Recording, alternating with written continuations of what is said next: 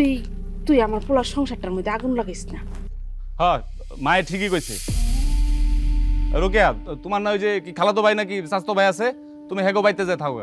তোমার মতো লুলা ল্যাংরা কে থাকবো কও? এ বুঝালে তো থাকা সম্ভব না। মায়ে ঠিকই কইছে, তুমি যাওগা।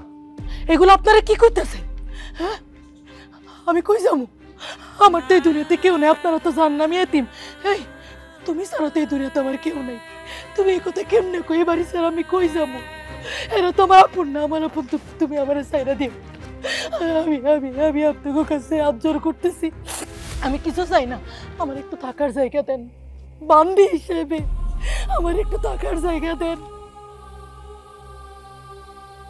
আমি আপনাকে সব কাম করে দিব, আমার তো আর ক্ষমতা নাই প্রবাস জীবনে গিয়া আপনাকে লেখা টাকা পাঠানোর। এখানে এখানে আমি আপনাকে সব কাম করে দিব। তুমি আমার এখানে একটু থাকতে দাও বাচ্চা।